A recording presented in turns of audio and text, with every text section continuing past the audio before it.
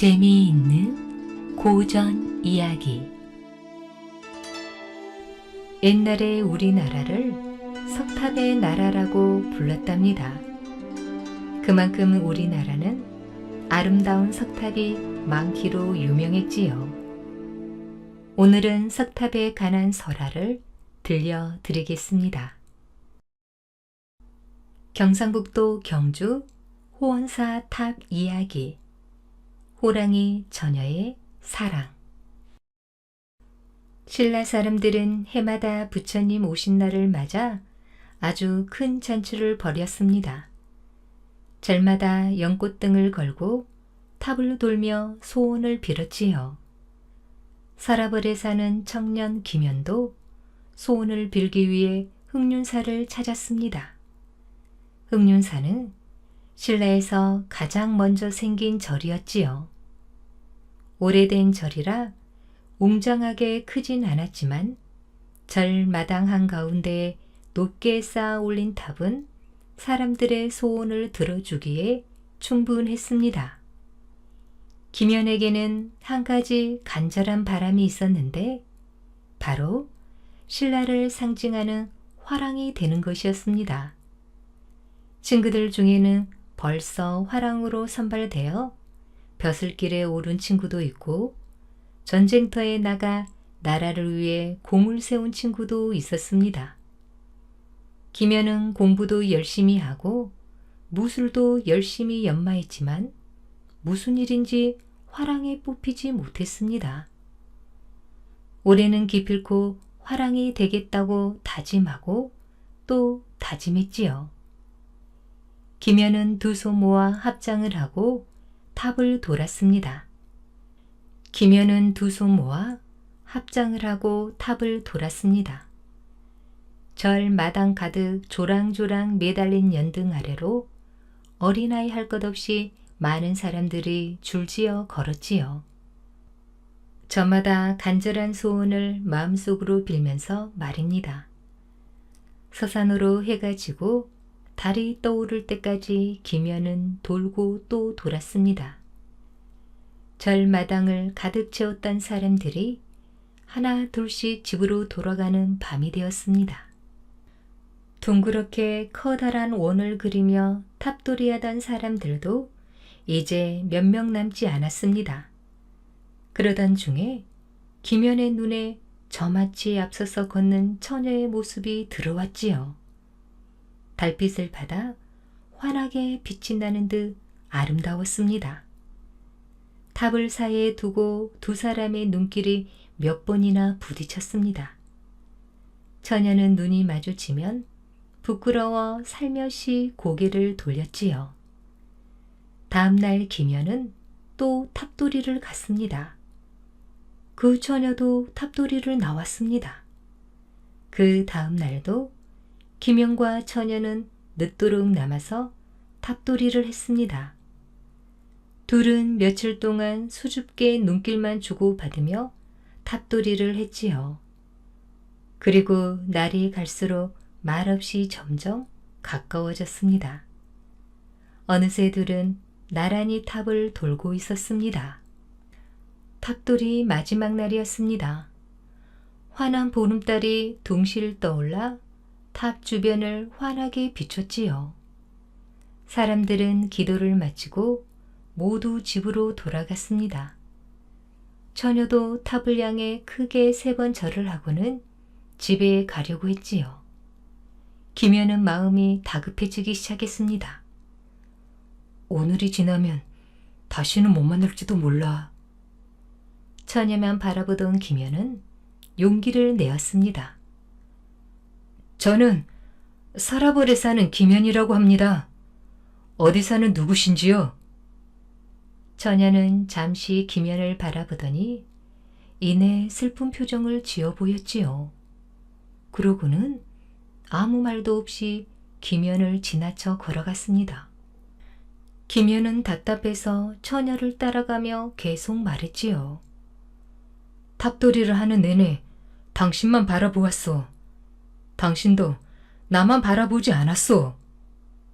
이번에는 처녀가 김연을 향해 살짝 웃어주고는 고개를 돌렸습니다. 김연은 처녀도 자기를 좋아한다고 믿었지요. 그래서 용기를 내 살며시 손을 잡았습니다. 처녀는 애써 뿌리치지 않고 가만히 있었지요. 분명 부처님께서 우리 둘을 이어주고 계신 것이오. 오늘은 당신을 따라가 부모님께 인사라도 드리고 싶소. 김연이 집까지 따라온다는 말에 처녀는 화들짝 놀랐습니다. 아니되옵니다. 저를 따라오시면 큰일 납니다. 왜 안 된다는 것이오? 처녀는 이유는 말하지 않고 자꾸 안 된다고만 했습니다. 저는 이만 집에 가야 해요. 따라오시면 절대 아니되옵니다. 처녀는 김연이 잡은 손을 조심스럽게 빼냈습니다. 지금 헤어지면 다시는 못 만날지도 모르오. 이대로 그대를 놓아줄 수는 없구려. 김연은 단념할 수가 없었습니다. 처녀가 안 된다고 하면 할수록 더 애가 탔습니다. 그러자 처녀가 눈물을 글썽이며 애원했습니다. 김연은 더 이상 처녀를 붙들고 있을 수가 없었지요. 좋소. 내 오늘은 이만 돌아가겠소. 하지만 꼭 다시 만날 것이오. 김연은 처녀를 안심시킨 후 뒤따라 가보기로 했습니다. 처녀는 서라벌 서쪽을 향해 한참 걸어갔습니다. 산길로 들어서 수풀을 헤치고 앞으로 나아갔지요. 좀 더 걷다가 아름드리 소나무 길로 접어들자 작은 초가집이 나왔습니다. 초가집에서 백발 할머니가 나와 처녀를 맞았습니다.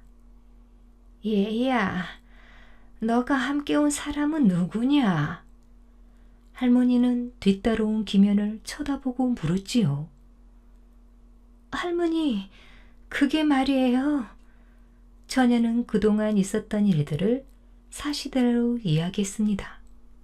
그리고 자신도 청년을 좋아하게 되었다는 말도 덧붙였지요. 이왕 일이 이렇게 되었으니 너를 나무랄 수도 없는 노릇이구나.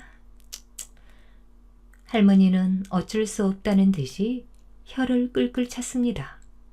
그러고는 황급히 말했지요.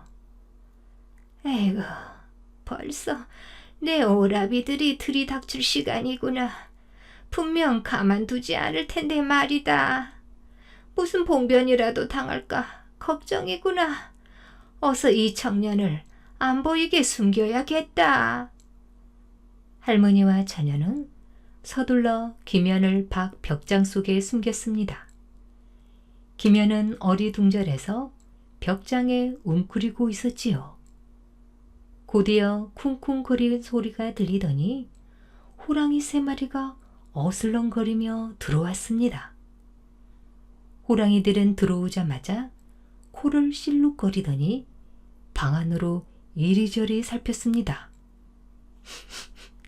집에서 사람 비린내가 나. 덩치가 제일 큰 호랑이가 신경질적으로 말했지요. 그러게, 오늘 이상하게 사람 냄새가 진동을 하네. 방 안에 누가 있는 거 아니야? 다른 호랑이들도 연신 코를 벌름거렸습니다.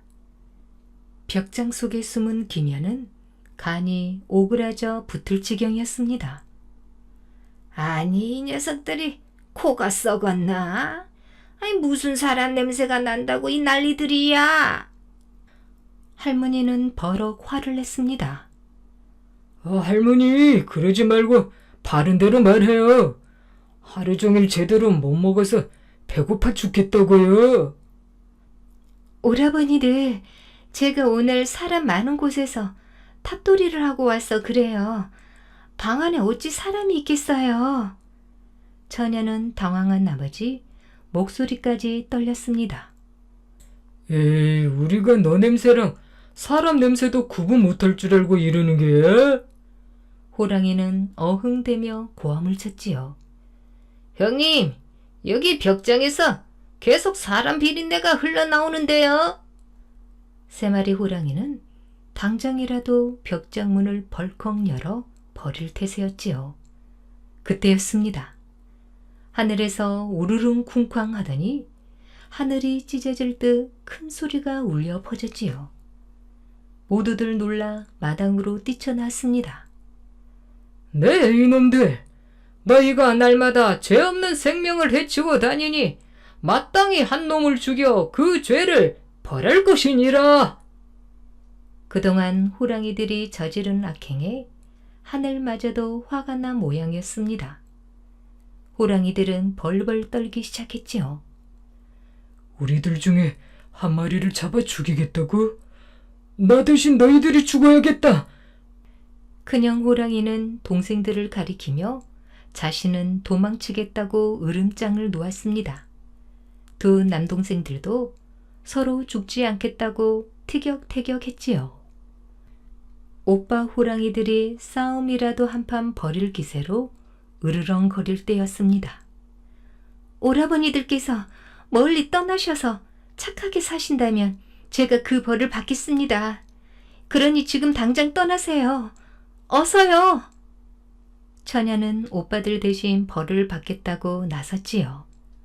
어떻게 해서든 빨리 오빠들을 멀리 떠나보내고 싶었습니다. 호랑이 형제들은 얼씨구나 하며 꼬리를 흔들고 그 길로 도망쳤지요. 처녀는 오빠들의 꼬리가 보이지 않는 것을 확인한 뒤 방으로 들어가 김영과 마주 앉았습니다. 제가 차마 말하지 못하고 제 마음과 달리 흔쾌히 허락하지 못한 까닭을 이제는 아셨는지요? 처녀는 고개를 숙이고 울먹했습니다. 우리 가족은 호랑이로 태어났습니다. 하지만 사람이 되길 간절히 바래왔습니다. 오라버니들은 사람을 잡아먹어 사람이 되려고 했지요. 그러나 전 날마다 부처님께 기도했습니다. 사람이 되게 해달라고요. 날마다 탑돌이를 하면서 빌고 또 빌었지요. 김연은 놀란 가슴을 쓸어내리며 믿을 수 없다는 눈길로 처녀를 바라보았습니다. 처녀는 차근차근 이야기를 이어나갔지요. 호랑이 주제에 감히 사람을 사랑한 것이 죄일지라도 제 마음은 진심이었어요. 김연은 자신이 사랑한 사람이 호랑이라는 것이 믿기지 않았습니다. 내 눈으로 보지 않았다면 어찌 이것을 믿을 수 있겠소? 김연은 자신이 꿈을 꾸고 있는 것이 아닌지 의심스러울 정도였습니다. 이제 저는 우리 집안이 저지른 죄를 대신하여 죽어야 할 몸이 되었답니다. 처녀는 담담하게 말했지만 김연은 죽을 목숨이라는 말에 어찌할 바를 몰랐습니다. 무슨 말을 어떻게 해야 할지조차 모르는 김연에게 처녀는 계속 말했지요. 제가 내일 서랍을 장터에 나가 사람을 해치고 난동을 부릴 것이옵니다.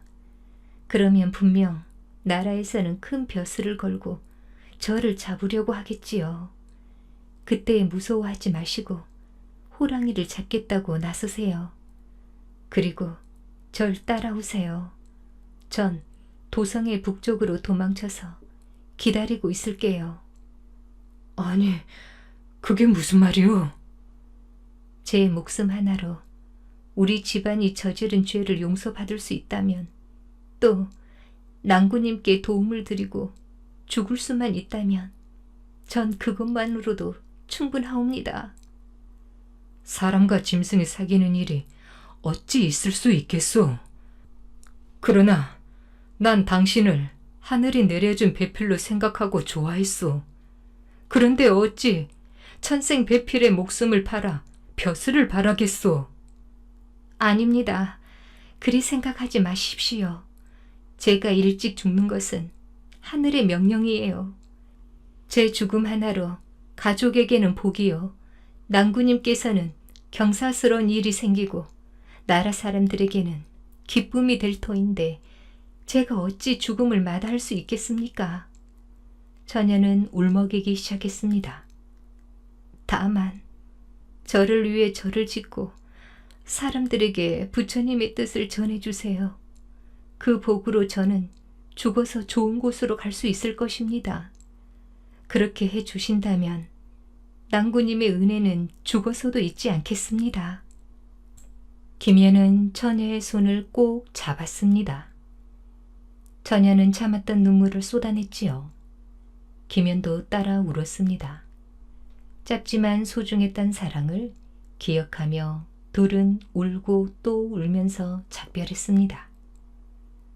다음 날 아침이었지요. 서라벌 저작거리에는 장날을 맞아 사람들로 북적였습니다. 물건을 파는 사람과 사는 사람으로 시끌벅적했지요. 그런데 느닷없이 집채만한 호랑이가 서라벌 성 안에 나타났습니다. 호랑이는 허연 송곳니를 드러내고 사납게 울어대며 시장을 휘젓고 다녔지요. 장터에 나온 사람들은 물건을 챙길 틈도 없이 도망치기에 바빴습니다. 비명을 지르며 넘어지는 사람, 그 위를 밟고 도망치는 사람들로 어느새 시장은 북새통이 되었습니다. 호랑이는 닥치는 대로 사람들을 날카로운 발톱으로 핥기며 날뛰었습니다. 이 소식은 곧바로 왕에게 전해졌습니다. 뭐라, 성 안에 호랑이가 나타났다고? 어서 잡지 않고 뭐하는 게야? 왕은 놀라 소리쳤습니다. 왕도 호랑이라는 말에 무서웠는지 얼굴빛이 잿빛으로 변했지요. 보통 호랑이가 아닌 듯하옵니다. 너무 사납게 날뛰어 아무도 가까이 갈 엄두를 못 내고 있습니다.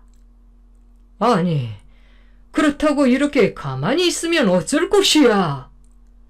왕은 버럭 화를 내더니 한숨을 내쉬고는 결심한 듯 쩌렁쩌렁한 목소리로 말했습니다. 그래, 좋다. 그렇다면 누구라도 호랑이를 잡는 사람에게는 높은 벼슬을 내리고 큰 상을 주겠노라. 신하들은 목숨이 달린 일이라 높은 벼슬을 주겠다는 왕의 약속에도 아무도 나서지 못했습니다. 죽어버린다면 벼슬이 무슨 소용인가 하는 마음이었겠지요. 다들 머리를 숙인 채 아무 말도 못하고 서로 눈치만 보고 있었습니다. 그때였지요. 김연이 궁궐에 나타났습니다. 줄지어 늘어서서 벌벌 떨고만 있는 신하들을 제치고 위풍당당하게 왕 앞으로 나섰습니다. 저는 서라벌에 사는 김연이라고 하옵니다. 제가 호랑이를 잡아보겠습니다. 왕은 김연의 용기와 배짱에 감탄하며 벼슬부터 내려주었습니다. 그리고 꼭 호랑이를 잡아오라고 당부했지요. 김연은 큰 칼을 쥐고 처녀가 알려준 북쪽으로 향했습니다. 김연의 발걸음은 무겁기만 했습니다. 저작거리에서 난동을 피우던 호랑이는 약속대로 북쪽 숲에서 김연을 기다리고 있었습니다. 숲속에서 만난 호랑이는 어젯밤 헤어질 때 그 모습 그대로인 아름다운 낭자였지요. 처녀는 다소곳이 앉아 김연을 기다리고 있었습니다. 낭구님, 어서 오세요. 호랑이 처녀는 환하게 웃으며 김연을 맞았습니다. 그러나 김연의 얼굴에는 슬픔이 가득했지요.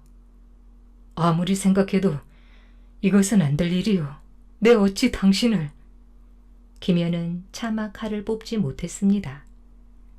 저는 괜찮습니다. 어젯밤 우리가 마음속 깊이 맺었던 그 사랑만 잊지 말아주세요. 호랑이 처녀는 다시 한번 밝게 웃어주었습니다. 오늘 제 발톱에 상처를 입고 아파하는 사람이 많을 것입니다. 그 사람들은 모두 흑륜사에 간장을 바르고 절의 종소리를 들으면 나을 것입니다. 처녀는 말을 마치고는 김연이 차고 있던 칼을 뽑아 스스로 목을 찌르고 꼬꾸라졌습니다.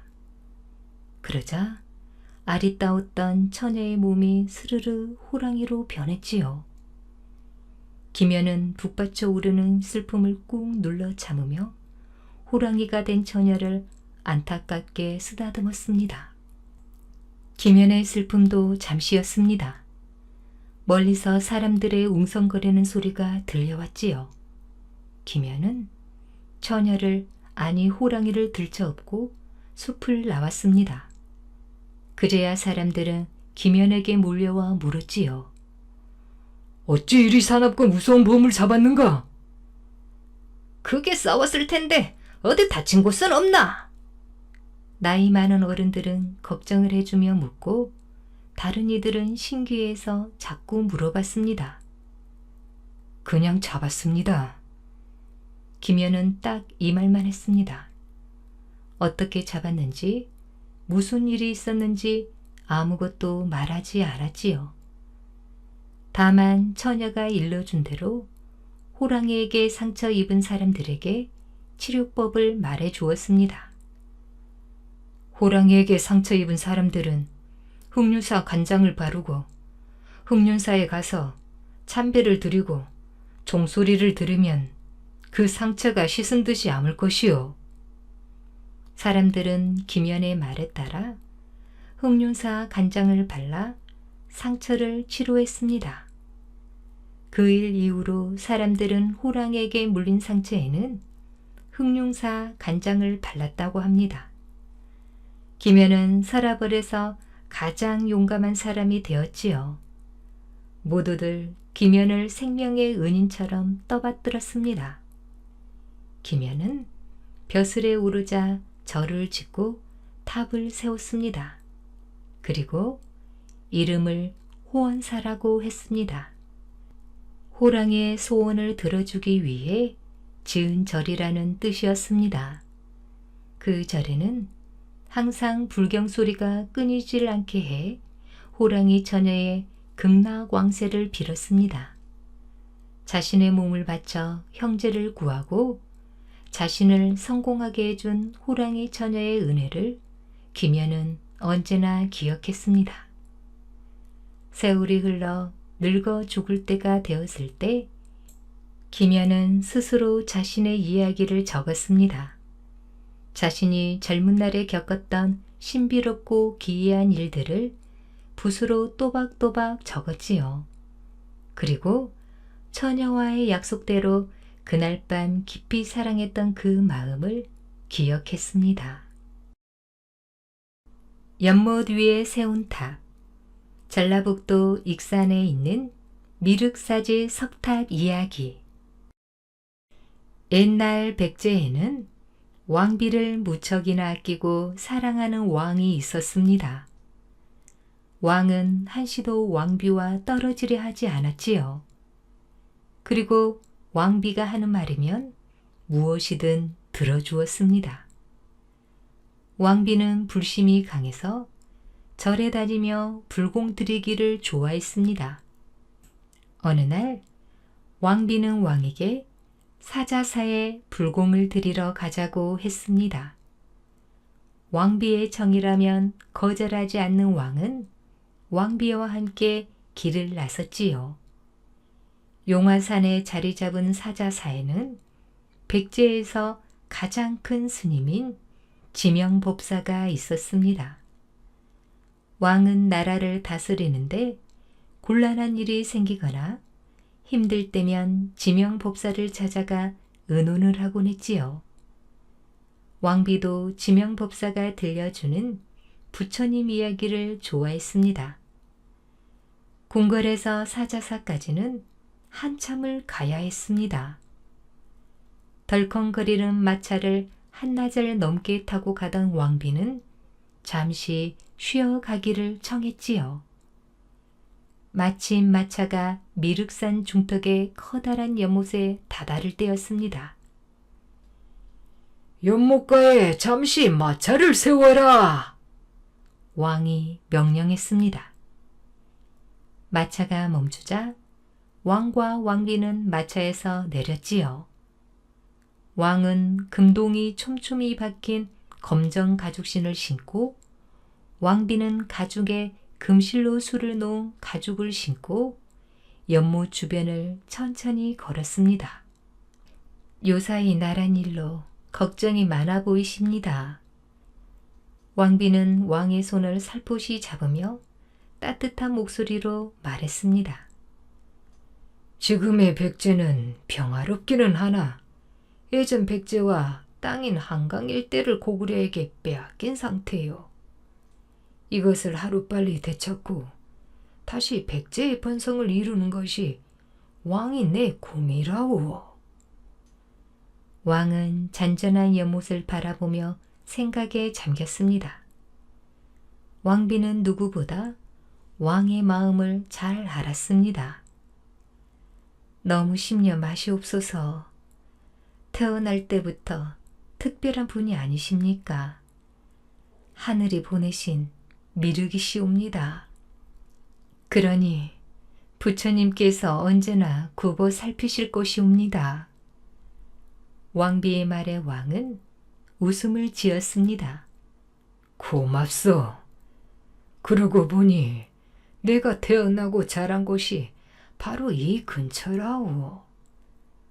왕은 잠시 옛날 일들을 떠올리며 주위를 휘둘러 봤지요. 미륵산이 있는 곳은 익산이었습니다. 익산은 백제의 제30대 왕인 무왕이 태어나서 어린 시절을 보낸 곳이기도 했습니다.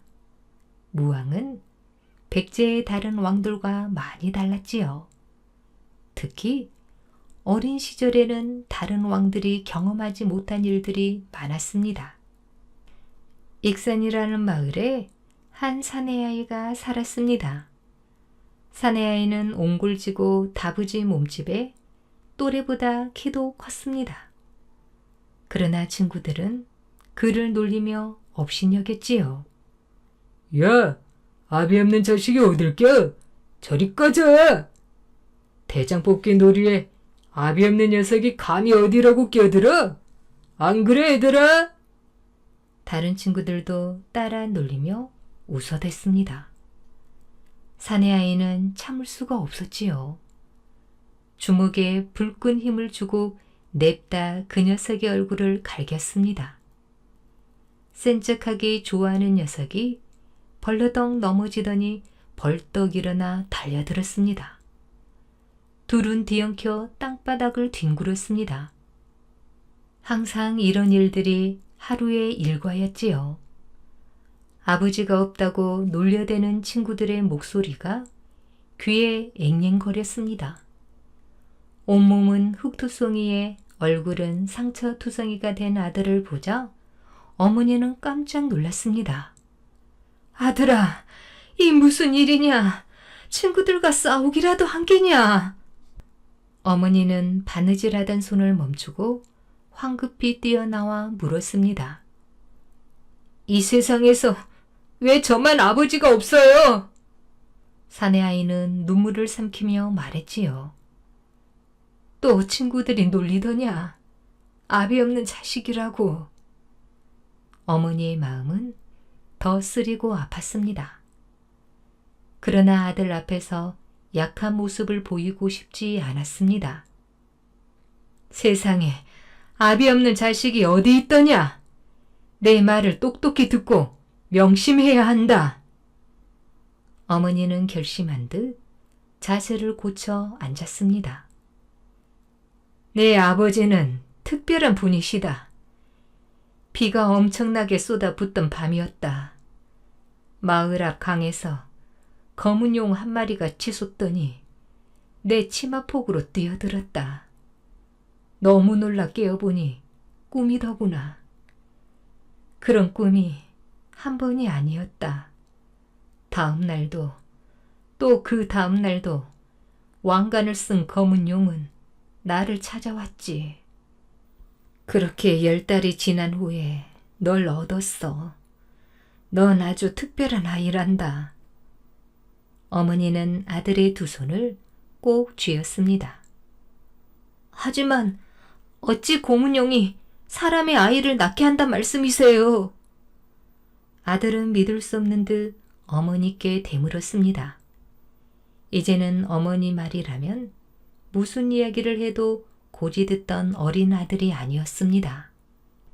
어머니도 아들에게 진심을 이야기할 때가 되었다고 생각했지요. 그래, 검은 용은 그냥 용이 아니다. 우리 백제의 왕이시다. 어머니의 말에 사내 아이는 깜짝 놀라 말문이 막혔습니다. 어머니는 오랜 세월 감추어야 했던 이야기를 차근차근 이어나갔습니다. 내가 왕의 아들이라는 것이 알려지면 살아남지 못할 것이다. 그러니 너는 그저 용의 아들이어야 한다. 너는 앞으로 이 나라의 왕이 될 사람이다. 사람들에게 내가 남과 다른 것을 보여주어야지. 작은 일로 친구들과 싸운다면 장차 백제의 왕이 될 수 없을 것이야. 어머니는 그 어느 때보다 목소리에 힘을 주었습니다. 그날 밤 사내 아이는 어머니와 굳게 약속했지요. 그 후로 사내 아이는 친구들의 놀림은 코웃음으로 넘기며 속으로 이렇게 외쳤습니다. 난 용의 아들, 특별한 사람, 앞으로 큰일을 할 사람이라고. 사내 아이는 10살이 지나자 산에 가서 말을 키워내다 팔아 어머니를 도왔습니다. 힘도 세고 눈썰미도 좋아서 남들보다 좋은 말을 찾아내고 장사도 잘했지요. 사람들은 유독 사내 아이가 파는 마가 맛있다며 좋아했습니다. 그래서 사람들은 그를 서동이라고 불렀습니다. 서동은 마 장수를 부르는 말입니다. 사내 아이는 서동이 되고 또 백제의 왕이 되었습니다. 서동은 귀족들의 반대를 물리치고 왕위에 올랐지요. 더 이상 서동이 아닌 백제의 왕이었습니다. 백성은 왕을 좋아했습니다. 궁궐에서 태어나 자라고 살아온 왕족보다 자신들의 처지를 더 잘 헤아려 줄 것을 기대하며 반겼습니다. 그런 백성의 기대와 지지가 서동이 왕위에 오르는데 큰 힘이 되었습니다. 그러나 무왕에게 가장 큰 힘이 되어준 사람은 바로 지금 곁에 있는 왕비이지요. 왕과 왕비가 연못가에서 두런두런 이야기를 나누고 있을 때였습니다. 잠잠하던 연못 가장자리가 흔들리기 시작했지요. 잠시 뒤 연못 가운데서부터 물방울들이 일기 시작하더니 꽈르릉 꽈르릉 하며 사방이 흔들렸습니다. 이것이 무슨 일이옵니까? 왕비는 놀라 왕의 손을 꼭 잡았지요. 놀란 호위 병사들이 국왕을 지키려고 칼을 빼어들고 뛰어왔습니다. 잠시 진정들 하시오.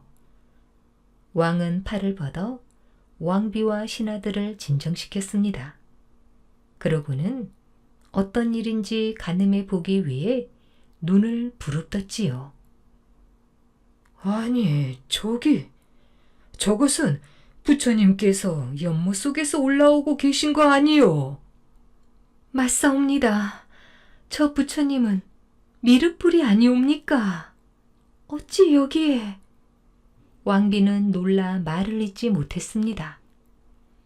연못 가운데로 솟아오른 것은 은은한 광채를 들이운 부처 셋이었습니다. 가운데 커다란 미륵불과 양옆으로는 미륵불을 호위하듯 두 부처가 나란히 서 있었지요. 백성들은 미륵불이 이 세상에 나타나면 배고픈 일도 병들어 아플 일도 사라진다고 믿었습니다. 그런 부처가 지금 왕과 왕비 앞에 나타난 것입니다. 연못 가운데 나타난 삼존부를 향해 왕과 왕비 그리고 신하들은 누가 먼저랄 것도 없이 땅에 엎드려 절을 했습니다. 부처는 왕을 지그시 바라보더니 호련히 사라졌습니다. 미륵 삼존께서 우리 앞에 나타나신 것은 보통 일이 아니옵니다. 이것은 부처님의 높은 뜻을 우리에게 전하고자 함이 아니옵니까? 왕비는 감격에 들떠 말했습니다. 그런 것 같소. 부처님의 뜻을 어떻게 받들면 좋겠소? 왕도 얼굴이 상기되고 목소리도 들떴지요. 오늘 일을 백성들에게 널리 알려야 할 것입니다. 미륵 삼존께서 우리 백제를 지켜주시고 있음을 알려야 합니다. 후대까지 말입니다. 왕비 역시 흥분이 가라앉지 않는지 목소리가 떨렸습니다. 이곳에 탑을 세우고 절을 지으셔야 합니다. 그것이 오래도록 부처님의 큰 뜻을 받들 수 있는 길이라 생각하옵니다. 왕비의 말에 왕은 고개를 크게 끄덕였습니다. 어르신 말씀이요. 모든 백성이 한마음으로 하나가 되어 다시금 백제를 일으키는 계기를 만들어야겠소. 어서 사자사로 갑시다. 한시라도 빨리 지명법사를 만나야겠소. 왕과 왕비 일행은 서둘러 사자사로 향했습니다. 사자사에 도착하자 이미 주위가 어둑했지요. 지극한 불심이 하늘에 닿은 것입니다. 감축드리옵니다. 지명법사는 왕과 왕비의 말을 다 듣더니 머리를 숙이고 두 손을 합장했습니다. 그리고는 커다란 염주 하나씩 손가락 사이로 굴리며 말했지요.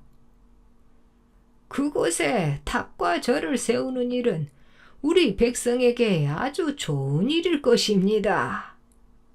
법사님, 탑은 미륵 삼존이 나타나신 연못 그 자리에 세웠으면 합니다. 그래야 부처님의 영험한 힘을 백성들도 느낄 수 있지 않겠습니까? 왕비는 연못 안에 탑을 세우자고 했습니다. 허나 어찌 저렇게 넓고 깊은 연못 가운데 탑을 세운단 말이오. 그냥 근처 좋은 땅을 골라 탑을 세우는 것이 어떠호? 왕은 연못을 메우는 일이 결코 쉬운 일이 아님을 잘 알고 있었습니다. 연못 메우는 일이 힘들다 하여 근처에 탑을 쌓는다면 어렵고 힘든 일을 피하여 편하게만 부처님을 따른다고 보일 수 있습니다. 왕비는 고집스럽게 연못을 메우고 그 자리에 탑을 세우자고 했습니다. 그것은 왕비마마의 말씀이 옳으신 듯합니다. 부처님께서 연못 중앙에 솟아오르신 것처럼 탑을 세워야 그 신비로움에 백성들이 모두 감동할 텐데요. 지명법사는 조심스레 한마디 거들었습니다. 그렇다면 절을 짓는 일보다 연못을 메우는 일에 더 많은 시간과 노력이 들 것이요.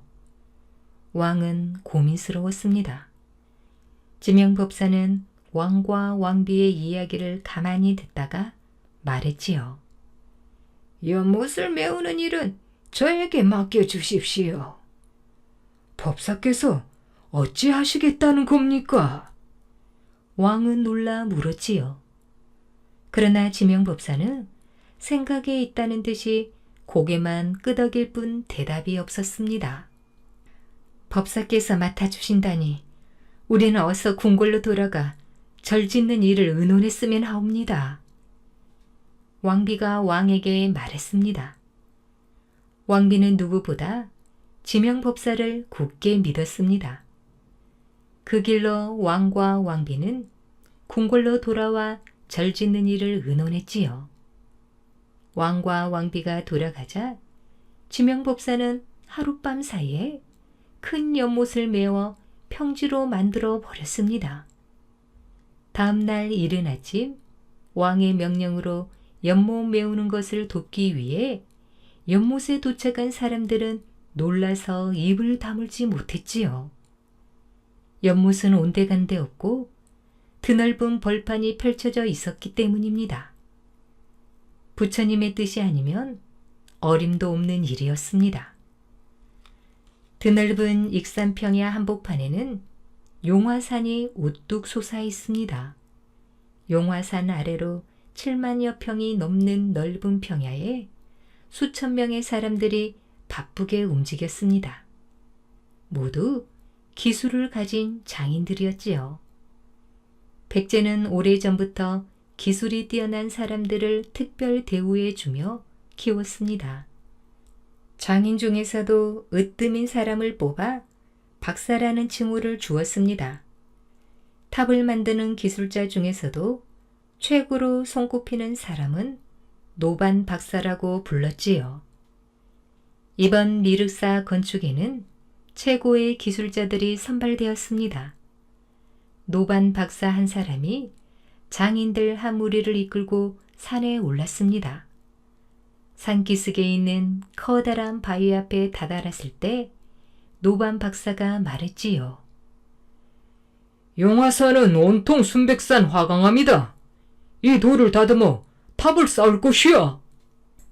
돌로 탑을 쌓다니 나무가 아니라 돌을 깎아 탑을 쌓는단 말입니까? 뒤에 서 있던 장인 중에 한 사람이 물었습니다. 그렇다. 우리가 가진 모든 기술을 총동원해야 한다. 바위를 깎아 탑을 쌓아 영원토록 백제 땅에 머물도록 해야 한다. 이번 공사는 석탑이다. 가운데 가장 높이 올라가는 큰 탑은 목탑으로 세우고 좌우에는 돌을 깎아 탑을 지을 것이다. 장인들이 웅성거리기 시작했습니다.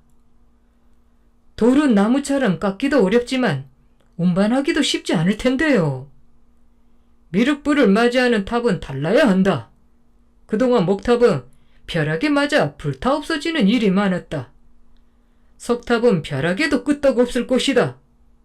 노반 박사는 야심차게 이야기했습니다.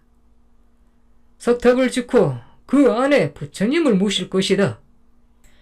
이번 공사로 우리 백제는 고구려와 신라가 생각지도 못한 탑을 쌓는 것이지. 다행히도 이 용화산은 전체가 돌산이나 마찬가지다. 그러니 멀리 가서 힘들게 돌을 구해올 필요도 없고 얼마나 좋으냐. 이것도 다 석탑을 쌓으라는 미륵 부처님의 뜻이 아니겠느냐. 어서 돌을 다듬어 탑을 모실 준비를 하라. 노반 박사의 지시에 장인들은 돌을 깨어 옮기고 또 한쪽에서는 다듬기 시작했습니다. 쇠와 돌이 부딪히는 챙쿵 하는 소리가 용화산 전체에 울려 퍼졌지요. 산 중턱에서는 나무 찢는 도끼 소리가 울려 퍼졌습니다. 절 짓는 데 쓰일 나무를 고르고 다듬는 일은 조사공의 일이었습니다.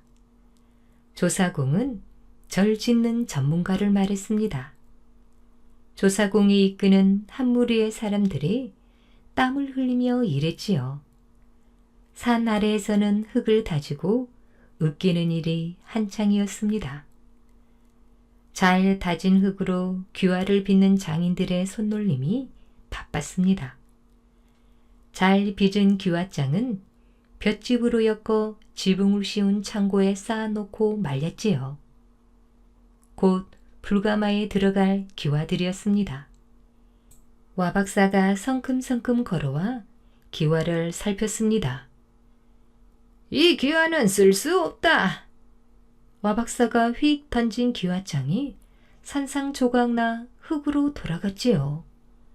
모양이 조금이라도 비틀어지거나 기와에 새긴 연꽃 문양이 반듯하지 못한 것을 와 박사는 한눈에 알아보고 귀신같이 잡아내서 깨버렸습니다. 까다롭기로 소문난 와 박사는 기와를 만든 전문 기술자였습니다. 와 박사님, 본당에 올릴 망새 귀와이옵니다. 장인 한 사람이 다가와 와 박사에게 말했지요.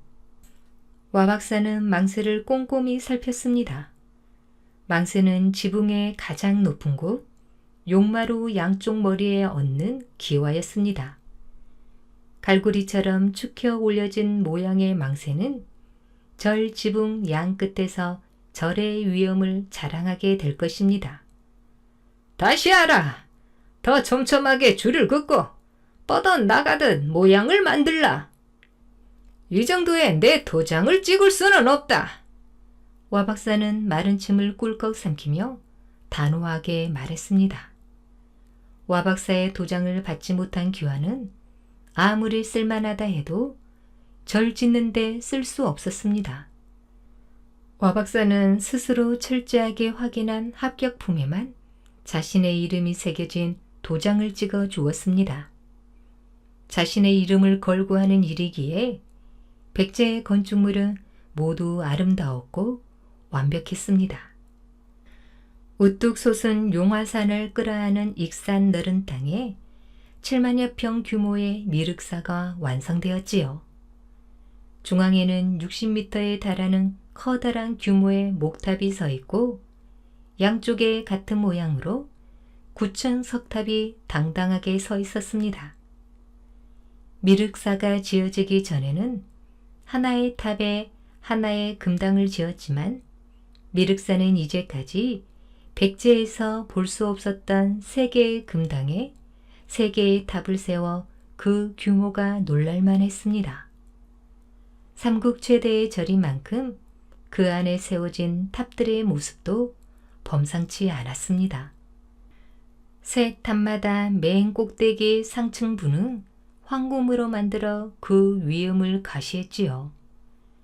기와에 새겨진 연꽃은 곧 피어날 듯 아름다웠고 순백색의 석탑은 햇빛을 받아 더욱 찬란하게 빛났습니다.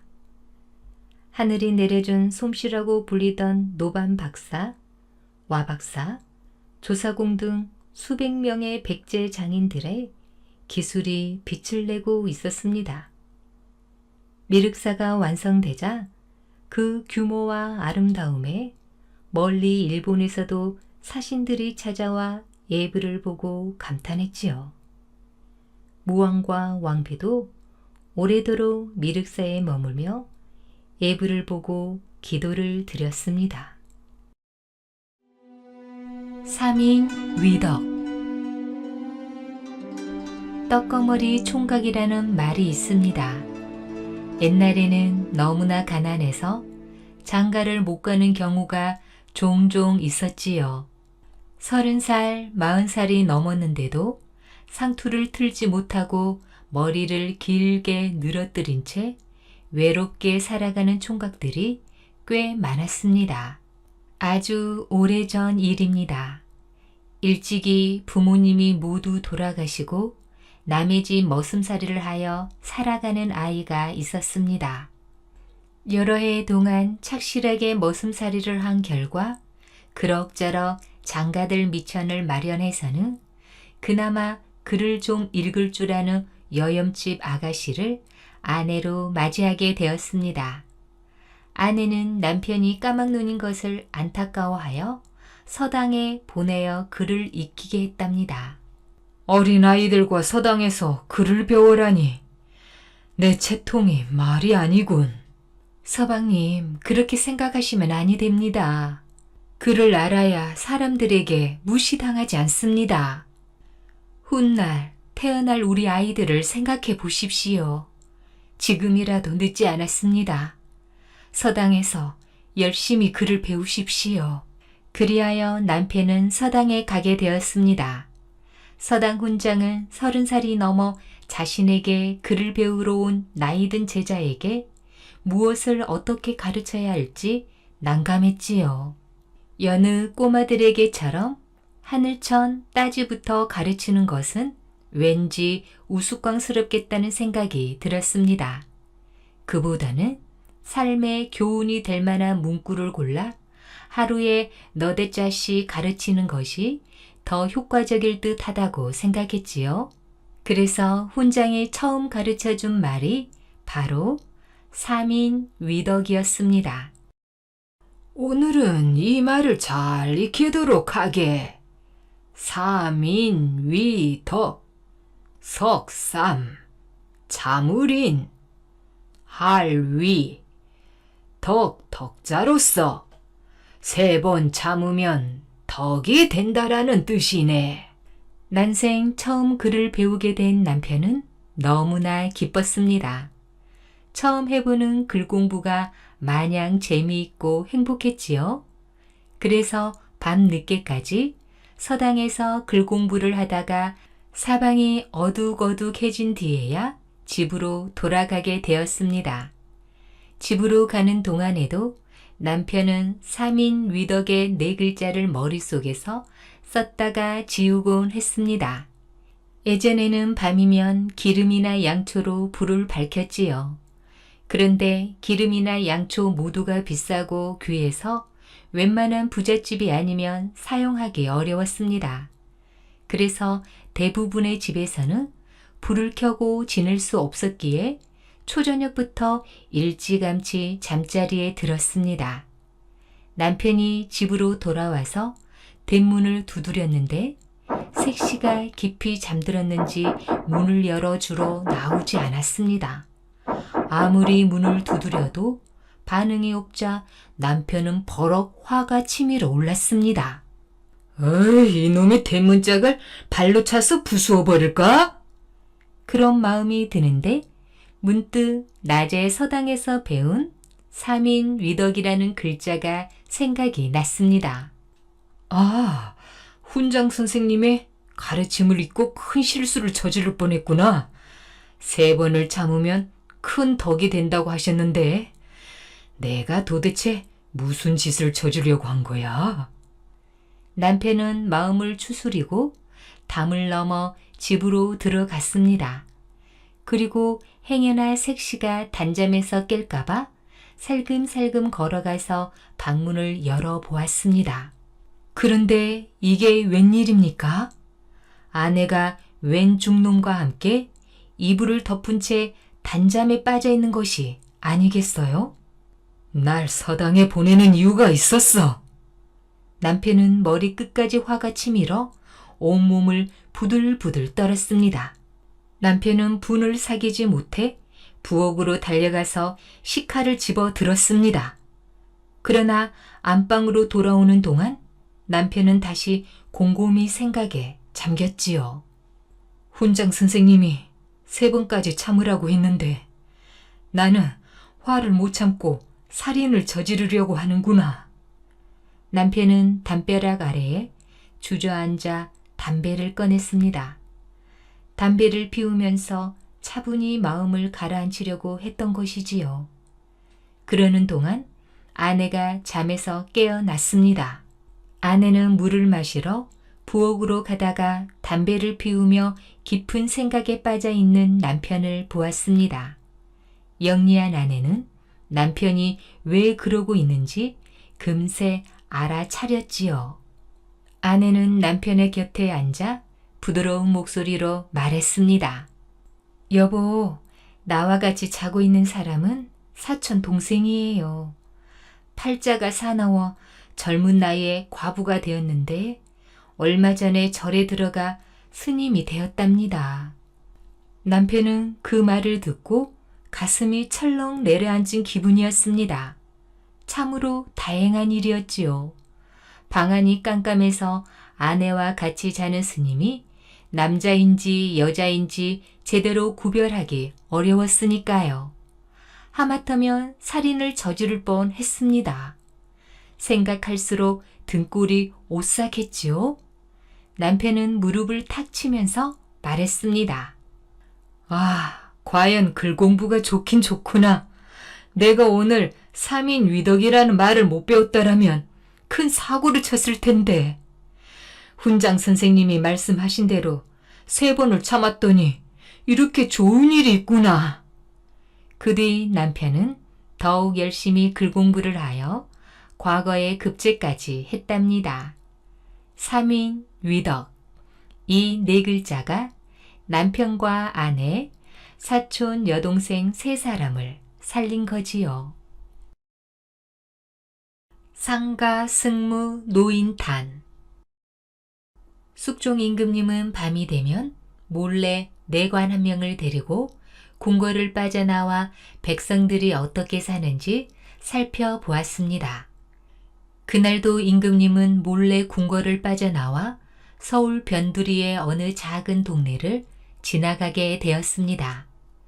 늦은 저녁, 어느 허름한 집 앞을 지나려는데 갑자기 담 너머에서 시끄러운 소리가 들려왔습니다. 이 야밤에 도대체 무슨 일이지? 임금님은 걸음을 멈추고 그 집안의 동정을 살펴보았습니다.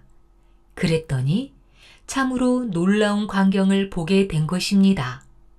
상주가 노래를 하고 여승이 춤을 추는 있을 수 없는 모습이었지요. 더욱이 그 옆에서는 늙은 영감이 앉아서 신세 한탄을 하며 슬피 울고 있었습니다. 영감은 무릎을 탁탁 치면서 눈물을 흘리고 있는데 정말이지 예사로운 모습이 아니었습니다. 상주는 노래하고 하얀 고깔을 뒤집어 쓴 여승은 너울너울 춤을 추는구나.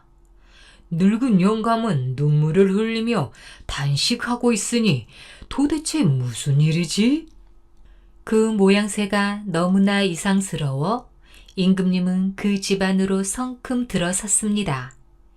임금님은 울고 있는 영감을 향해 물었습니다. 여보시오, 대개 무슨 일이 있습니까? 그러나 영감은 아무런 대답도 없이 한숨만 크게 내쉬었습니다. 주인장, 나는 지나가던 사람인데 무슨 일인지 궁금해서 그냥 갈 수 없구려. 임금님이 재차 다그쳐 묻자 영감이 마지못해 대답했습니다. 상복을 입고 노래 부르는 사람은 내 아들이고 고깔을 뒤집어 쓰고 춤을 추는 쪽은 내 며느리지요. 오늘이 내 생일인데 우리 집 형편이 어려워 생일상을 차릴 수가 없었죠. 그래서 며느리가 제 머리카락을 잘라 팔아서 상을 차렸지 뭡니까? 아, 그런 일이 있었군요. 그래서요. 아들은 내가 즐거우라고 노래를 하고 며느리는 춤을 추네요. 나 또한 아들과 며느리의 효심이 너무 고맙고 행복해서 이리 눈물이 납니다. 어르신께서는 정말 효자 효부를 두셨군요. 궁궐로 돌아온 숙종 임금님은 즉시 그 집에 효자상을 내리고 아들이 별과에 응시하도록 방을 붙였습니다. 별과의 시제는 상가 승무 노인탄이라고 했습니다. 상주는 노래하고 중은 춤을 추고 노인은 탄식을 한다라는 뜻이지요. 이처럼 괴상한 시제를 붙였으니 여기에 맞게 제대로 시를 지을 수 있는 사람이 누가 있겠습니까? 그날 밤 그 자리에 같이 있었던 사람이 아니면 도저히 알아차릴 방도가 없는 것이지요. 이렇게 숙종 임금님은 효심 깊은 선비를 위해 별과까지 만들어 시험을 치르게 했습니다. 세상에 알려지지 않은 훌륭한 사람들을 많이 발굴하여 상을 주고 벼슬을 내려주기도 했지요. 그 선비 역시 당당히 정원급제하여 벼슬길에 올랐습니다. 물론 어려운 살림살이에도 불평 없이 시아버지를 극진히 모시며 산 선비의 아내도 오래도록 행복하게 잘 살았답니다. 오늘 준비한 이야기는 여기까지입니다. 더 재미있는 이야기로 다시 만나겠습니다. 꿀잠 주무세요.